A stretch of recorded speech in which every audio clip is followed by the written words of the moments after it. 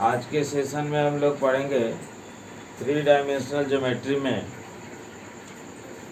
Topic है plane यानी समतल। 3D geometry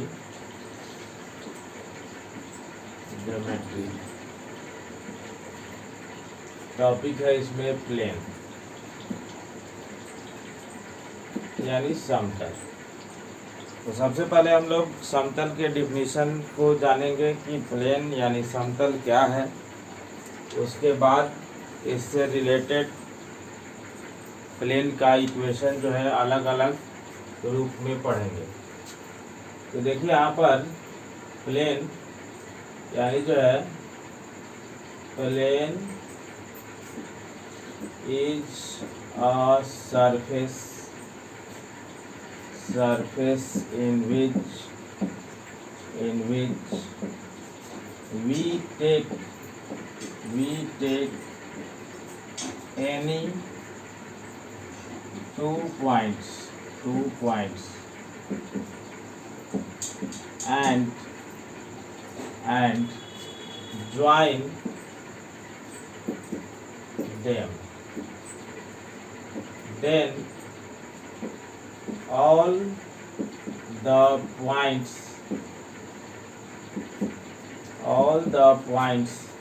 lies on the line is also lies on the surface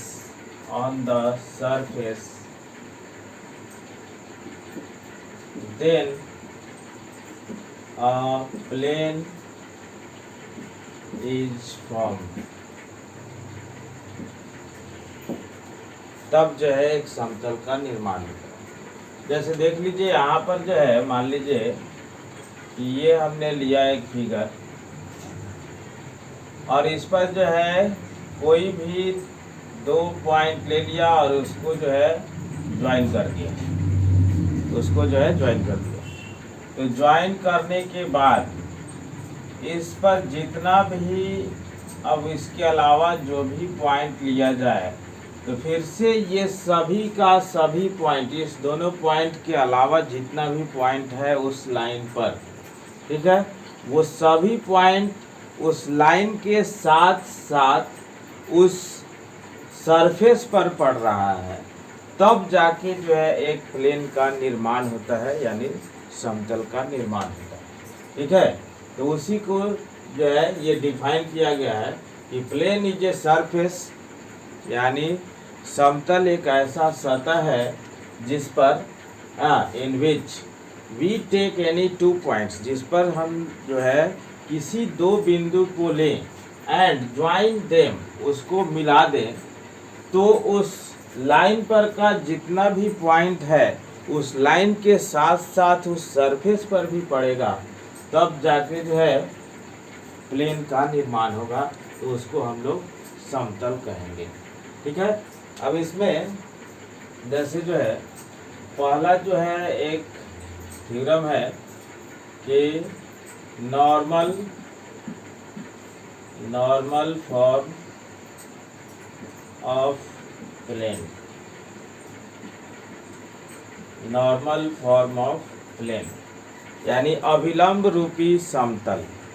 ठीक है, अभिलंब रूपी समतल का समीकरण जो है हमें निकालना है। तो इसमें देखिएगा इसमें क्या क्या गिवन होता है ये देखें। तो पहले हम लोग जो है देखिएगा यहाँ पर फिगर से ही क्लियर हो जाएगा कि उसमें क्या क्या गिवन है। मान लीजिए कि ये आपने एक प्लेन लिया यहाँ पर, ठीक है, जो भी है,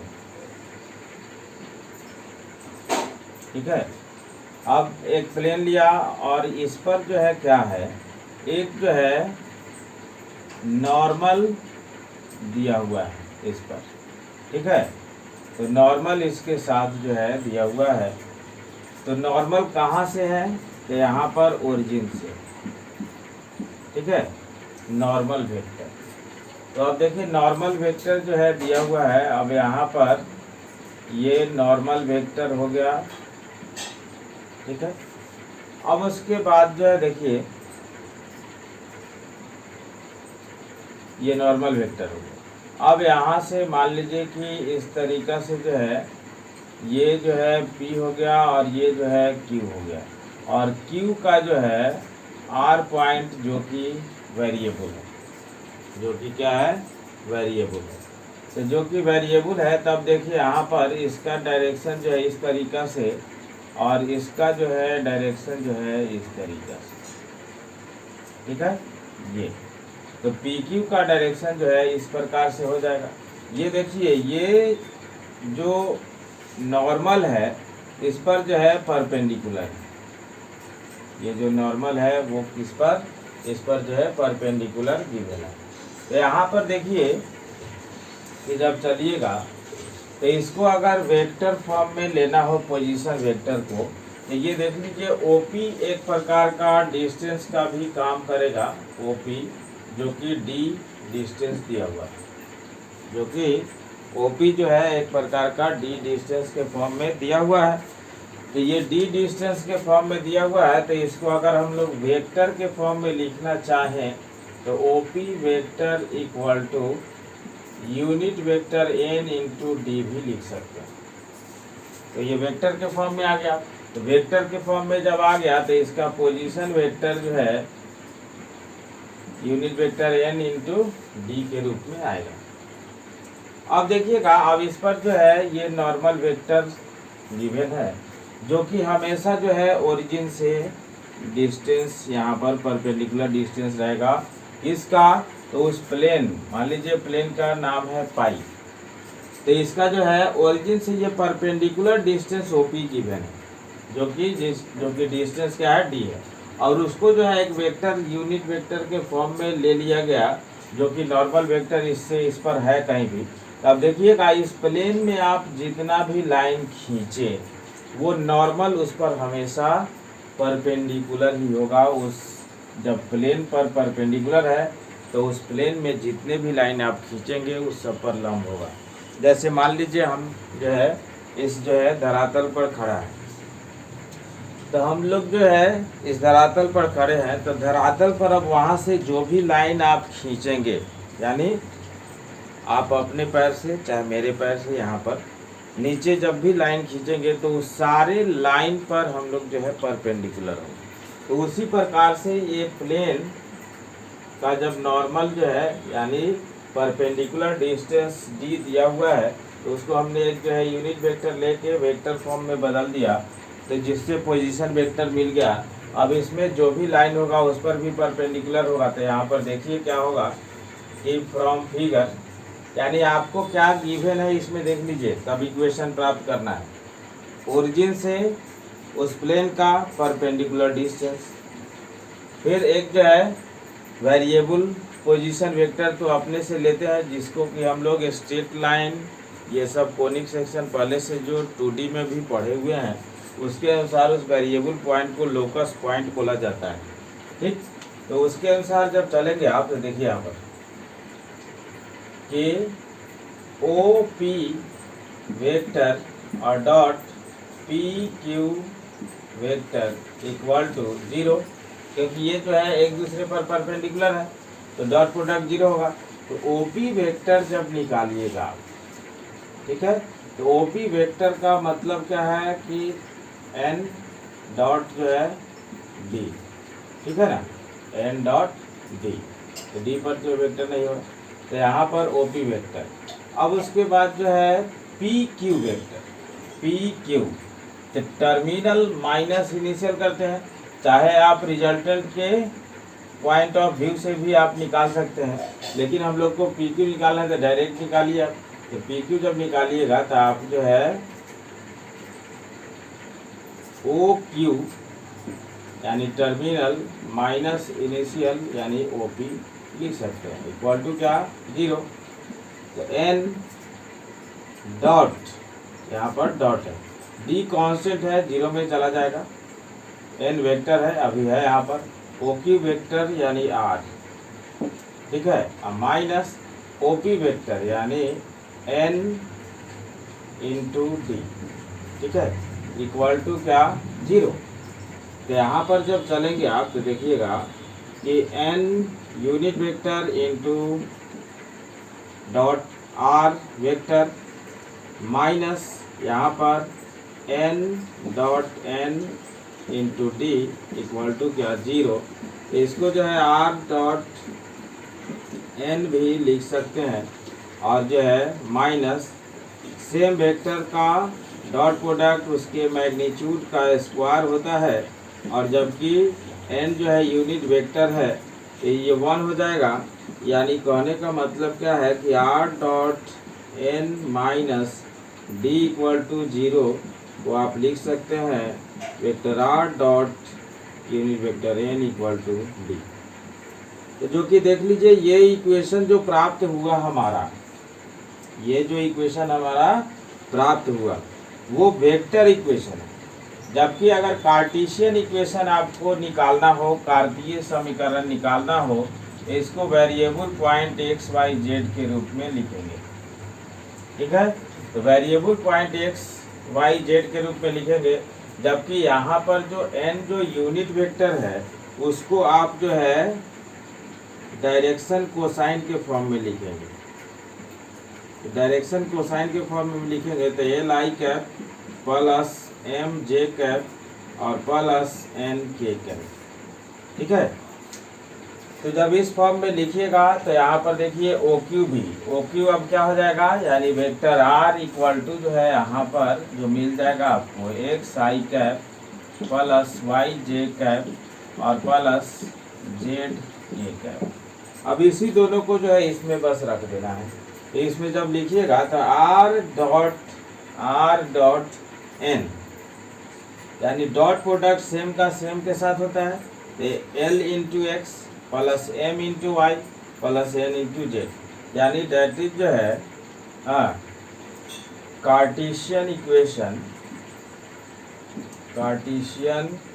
इक्वेशन बी। कितना, तो आपको जो है आर डॉट एन जब निकालिएगा तो l into x plus m into y plus में एन इंटू जेड निकालिएगा और इक्वल टू जो है क्या आएगा डी। तो ये ध्यान रखा जाए कि ये इक्वेशन हमें कब अप्लाई करना है। तो ये इक्वेशन तब हमें अप्लाई करना है जब जो है ये डिस्टेंस जो उस प्लेन का है ओरिजिन से उसका डिस्टेंस दिया हो, और जो भी नॉर्मल वेक्टर है इसमें वो यूनिट वेक्टर के फॉर्म में हो, तब जाके जो है इस फार्मूला का यूज करना है हमें, ठीक है। नॉर्मल फॉर्म ऑफ प्लेन का आगे भी आएगा जो कि डिस्टेंस फ्रॉम ओरिजिन नहीं रहेगा, वैसा केस में भी हम लोग इक्वेशन निकालेंगे। बट उससे पहले जो ये हमने पढ़ा है इस आधार पर, इस बेस पर कुछ जो है और न्यूमेरिकल प्रॉब्लम को देख लिया जाए, ठीक है। तो देखिए पहले यहाँ तक समझ में आ गई बात कि हमें इस फार्मूला का यूज कब करना है, कि जब डिस्टेंस फ्रॉम ओरिजिन हो और जो नॉर्मल वेक्टर हो वो यूनिट वेक्टर के फॉर्म में हो, तब जो है डायरेक्ट हम लोग जो है r dot n equal to d vector form के लिए, जबकि कार्टेशियन फॉर्म के लिए l x plus m y plus n z equal to d. अब देखिए उससे रिलेटेड जो है प्रॉब्लम, जो कि अभी हम लोग नॉर्मल फॉर्म ऑफ प्लेन पढ़े, तो उससे रिलेटेड ये प्रॉब्लम है कि find the vector equation of the plane which is at a distance of 6 by root under 29 from the origin and its normal vector from the origin is कितना। तो आपको देखिए इसमें क्या क्या गिवन है। गिवन है डिस्टेंस फ्रॉम ओरिजिन है 6 अपॉन रूट अंडर 29। ये सबको ध्यान में रखेंगे कि डिस्टेंस कहाँ से दिया हुआ है, तो ओरिजिन से दिया हुआ है, और ये नॉर्मल भी दिया हुआ है कि ओरिजिन से ही आएगा। तो ये नॉर्मल वेक्टर जो है n 2i cap minus 3j cap और प्लस में 4j कैप। लेकिन जब डिस्टेंस फ्रॉम ओरिजिन है तो उस केस में जो हम लोग अभी इक्वेशन निकाले हैं उसमें नॉर्मल वेक्टर जो है यूनिट वेक्टर के फॉर्म में था, तो इसलिए इसका यूनिट वेक्टर निकालना होगा। यानी unit vector n equal to जो है इसका देखिए कि इसके मैग्नीट्यूड से इसमें डिवाइड करना होगा।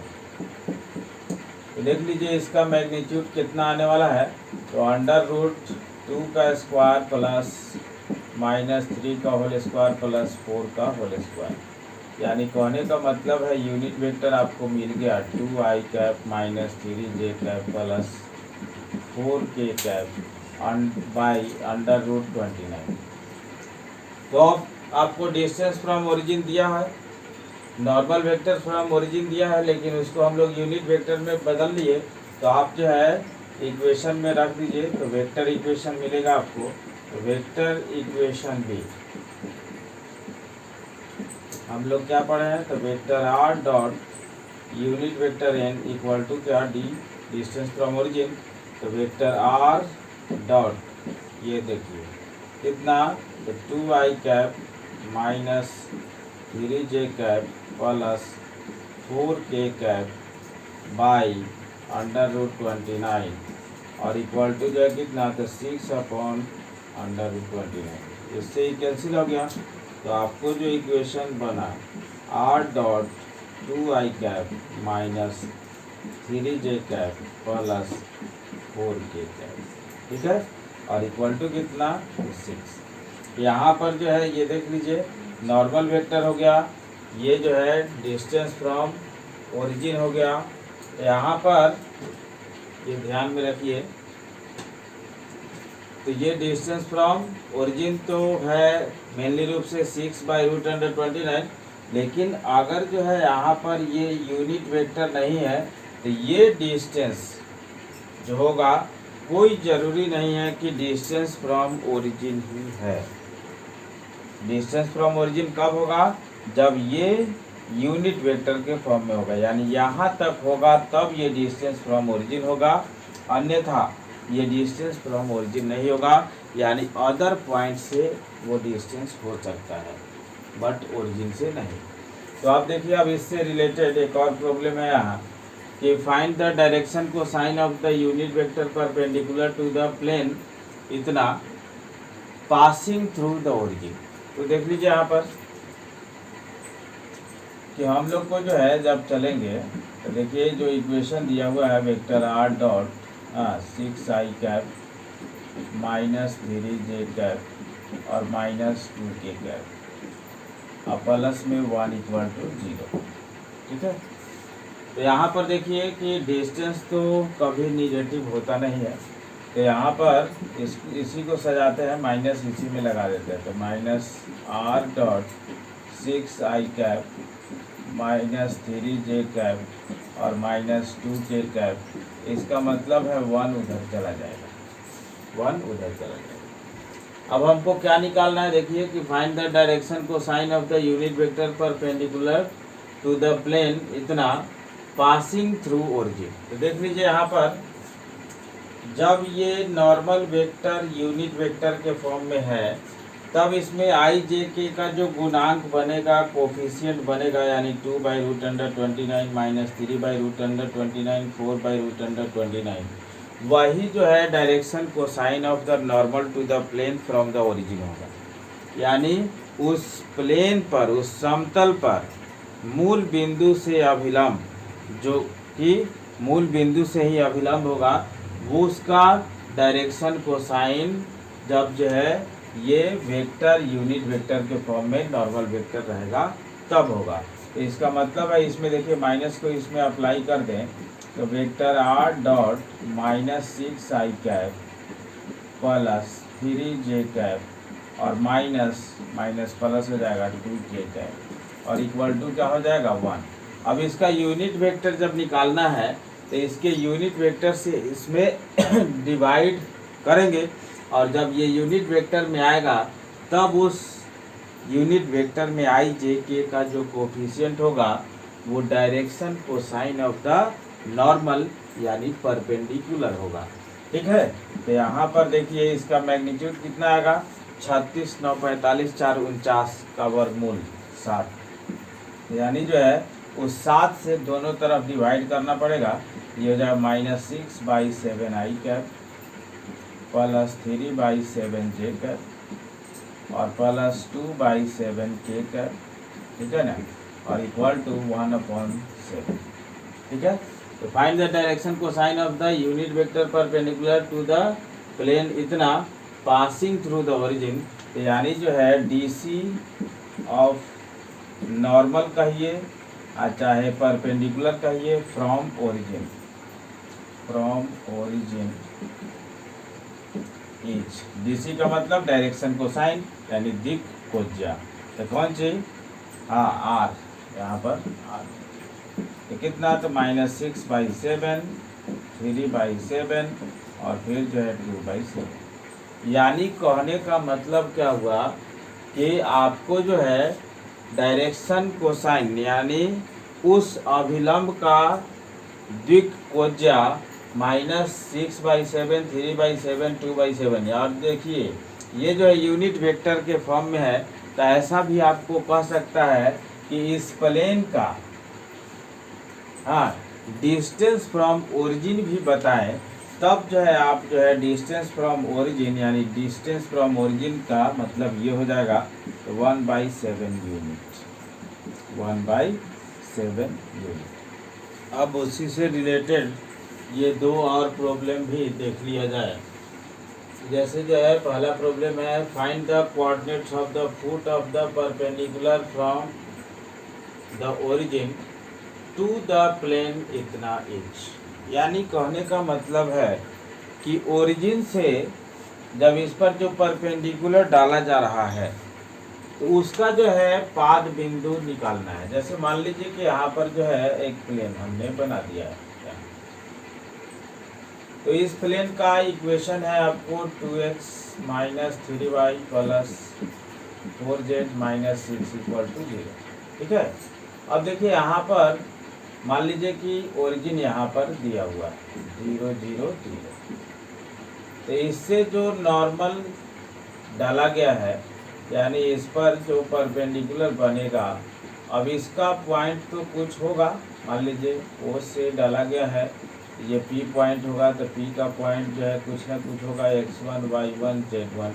अब इसी पॉइंट को निकालना है। लेकिन देखिए उससे पहले अभी हमने पढ़ा है जो normal form of equation Lx + My + Nz = जो है D। इसमें x का कोफिशिएंट, y का कोफिशिएंट और z का कोफिशिएंट जो L M N है वो क्या है? Direction cosine of the normal. अब डायरेक्शन कोसाइन यहाँ इसलिए है क्योंकि L² + M² + N² = 1 हो जाता है। लेकिन अगर वैसा नहीं हो रहा है तो इसका मतलब है कि वो direction ratio of the normal to the plane है, बट जो है ओरिजिन से नहीं है। तब तो यहाँ से तो एक और नॉर्मल मान लीजिए यहाँ पर हमने खींचा, देखिएगा तो ये नॉर्मल आपका क्या है? देखिए बहुत बार जो है कुछ लोग जो है कन्फ्यूजन में रहते हैं यहाँ पर जब भी कि ये जो 2 - 3 4 यानी x y z का जो कोफिशिएंट दिख रहा है जबकि ये प्लेन का इक्वेशन है नहीं, तो बहुत लोग जो है को कन्फ्यूजन होता है कि ये 2 - 3 4 इस प्लेन का ही डायरेक्शन रेशियो है, चाहे डायरेक्शन कोसाइन कहते हैं, लेकिन ऐसा नहीं। यहाँ पर मेनली रूप से आप जो है इस बात पर ध्यान दें कि मैं क्या बोल रहा हूँ कि ये जो 2 है -3 है और 4 है, इस प्लेन का डायरेक्शन रेशियो नहीं है, बल्कि ये 2 - 3 ये 4 उस नॉर्मल का डायरेक्शन रेशियो है जो कि उस नॉर्मल वेक्टर को बनाएगा, यानी 2i कैप -3j कैप और प्लस 4k कैप, ठीक है। ये ध्यान में रखना है। अब जो है गलती नहीं होनी चाहिए कि जब भी कोई इक्वेशन 3D में प्लेन का इक्वेशन दिया हो by + cz और = d चाहे जो भी, तो इसमें जो x y z का जो गुणांक होगा वो direction ratio of the normal to the plane होगा, यानी उस समतल पर जो अभिलंब है, ठीक है, उसका वो डायरेक्शन रेशियो होता है, चाहे डायरेक्शन कोसाइन होता है अगर यूनिट वेक्टर के फॉर्म में है तो अब देखिए यहाँ पर ये एक नॉर्मल वेक्टर मिल गया जो कि यूनिट वेक्टर नहीं है, यूनिट वेक्टर होगा तो यहाँ पर आ जाएगा। तो आप देख लीजिए यहाँ पर देखिए कि ये नॉर्मल वेक्टर ये और ये भी नॉर्मल ही खींचा गया है उस प्लेन पर, तो ये दोनों पैरेलल होगा, ये दोनों क्या होगा, पैरेलल होगा। अब ये दोनों जब पैरेलल हो जाएगा तो अब देखिए आप जो है फिगर से फ्रॉम फिगर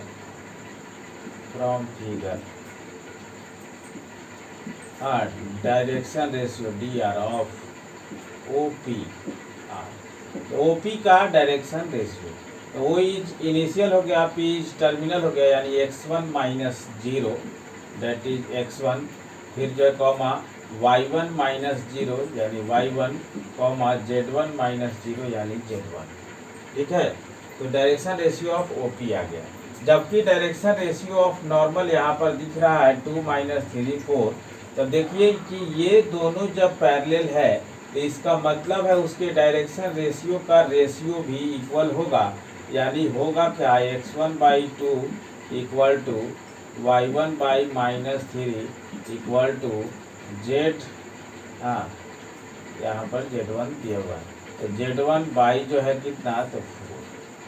ठीक है, इक्वल टू जो है कुछ आप जो है आर्बिट्ररी कांस्टेंट के फॉर्म में ले लीजिए, लेमडा ले लिए, तो x1 इक्वल टू जो हो जाएगा 2 लेमडा, हाँ y1 इक्वल टू जो है -3 लेमडा, और फिर जो है z1 इक्वल टू जो है 4 लेमडा। हो गया। तो आप देख लीजिए ये x1 y1 z1 के फॉर्म में जो है x1 y1 z1 जो है लेमडा के फॉर्म में आ गया। अब देख लीजिए, अब यहाँ पर ये जो पॉइंट आपने लिया है कौन सा, perpendicular from origin to the plane, और जो नॉर्मल जो ओरिजिन से डाला गया उसका जो है पाद बिंदु यानी जो है फुट ऑफ परपेंडिकुलर आपने x1 y1 z1 जो लिया है इसी प्लेन पर है, और इस प्लेन का इक्वेशन क्या है, ये है, तो वो पॉइंट उसको सेटिस्फाई करेगा, यानी जो है since P x1 y1 z1 lies on equation 1, hence 2 into x1 minus 3 into y1 plus 4 into z1 minus 6 equal to 0। अब देखिए अब यहाँ से क्या होगा, x1 जो है लेमडा के फॉर्म में है, तो 2 into 2 lambda minus 3 into -3 lambda और प्लस जो है 4 इंटू 4 लेमडा और फिर -6 इक्वल टू 0। यहाँ पर हो गया आपको जो है 4 lambda plus 9 lambda plus 16 lambda equal to जो है 6। तो यहाँ पर 16 ने 25 4 29, तो 29 लेमडा इक्वल टू जो है 6, यानी कहने का मतलब है लेमडा इक्वल टू क्या, 6/29। अब इस सब को जो है इसमें रख दीजिएगा, तो देखिए x1 y1 z1 जो है उसी का पॉइंट है, यानी x1 इक्वल टू जो है 2 इंटू लेमडा यानी 6 गुना 12/29, y1 इक्वल टू जो है -3 लेमडा यानी माइनस में 18/29, और फिर जो है z1 इक्वल टू जो है 6 चौका 24/29। ठीक है, यानी जो है फुट ऑफ परपेंडिकुलर जो हुआ 12/29, -18/29, -24/29। ये देख लीजिए, इस प्रकार से इजी वे में आपका जो है काम निकल जाएगा, यानी फुट ऑफ परपेंडिकुलर निकल जाएगा। ठीक है, अब देखिए इससे आगे एक और प्रॉब्लम है यहाँ पर